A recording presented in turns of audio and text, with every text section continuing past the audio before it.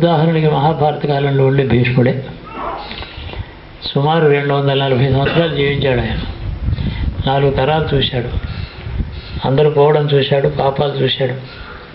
తన కళ్ళ ముందర తన కుటుంబంలో వాళ్ళే మహాపాపాలు చేస్తుంటే చూశాడు, వాళ్ళే నరుక్కుని చచ్చిపోతుంటే చూశాడు. ఇదంతా సుఖప్రదమైన జీవితం అవుతుందా? కానే కాదు. అయితే ఇవన్నీ ఇవలాంటి దుఃఖాలు చూడడం, పాపాన్ని చూడడంలో ఎందుకు చూడవలసి వచ్చింది? శాపంతో పుట్టాడు, ఏదో అపరాధం చేశాడు, దేవతలు ఒక్కడుగా ఉన్నప్పుడు పుట్టాడు.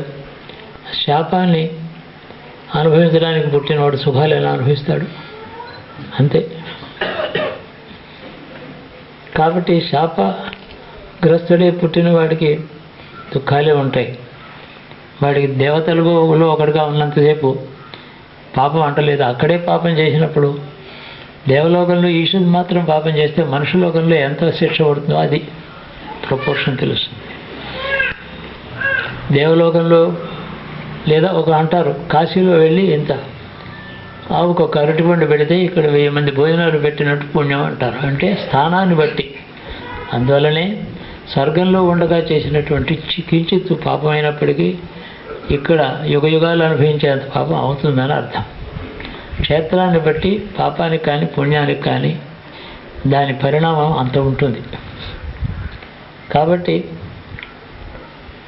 ఏదో చెప్తూ ఉంటారు, శ్రీశైలం వెళ్ళండి. ఈ శ్రీశైలంలో ఒక బెల్లుదలం ఆ భగవంతుడికి ఇస్తే మీ ఊళ్ళో 100 రుద్రయాగాలు చేసినంత ఫలం అంటారు. అలాగే స్వర్గంలో క్షేత్రాలలో సామాన్య స్థలాల్లో చేసేటటువంటి కర్మలకు ప్రకృష్టమైన లక్షణం ఉంటుంది.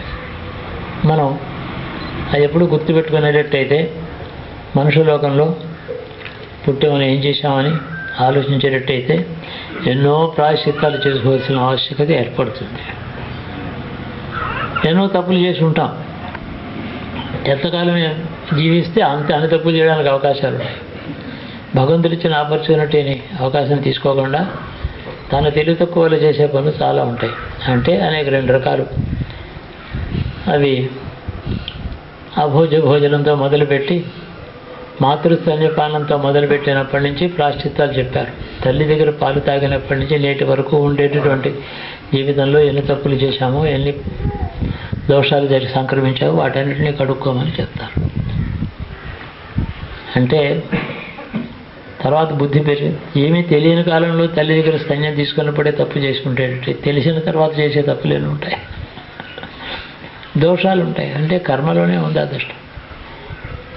చేయవలసినటువంటి పని సకాలంలో చేయలేకపోవడం, చేయవలసిన దానం చేయక లోభించడం, తీసుకోకూడనిది తీసుకోవడం, చేయకూడనిది చేయడం, చేసి ఉండవలసినటువంటిది ఎంత సమయంలో ఎటువంటి అవకాశం దొరికినప్పటికీ ఆనాడు చేయవలసిన మహాపుణ్యం జారు విడుచుకోవడం, ఆ పని చేయక, ఇలాంటివన్నీ ఉంటాయి. నేను ఒమిషన్స్ అండ్ కమిషన్స్ అంటూ ఉంటాము. వీటన్నిటి కోసం ప్రాశ్చిత్తం ఆయా దేవతల్ని స్మరించి రుద్రాదుల్ని వసువులను అందరినీ దేవతల్ని ఉద్దేశించి ఆ స్వాహాకారంతో ప్రాయశ్చిత్త కాండే పెద్దది ఉంది. అది లఘుగా చేసుకోకపోతే ఇన్నాళ్ళు చేసినటువంటి జీవితంలో చేసిన వాటికి ప్రాయశ్చిత్తం లేకపోతే భవిష్యత్తు సుఖంగా ఎలా ఉంటుంది అని ప్రశ్న వస్తుంది. కాబట్టి అది చేసుకోవాలి.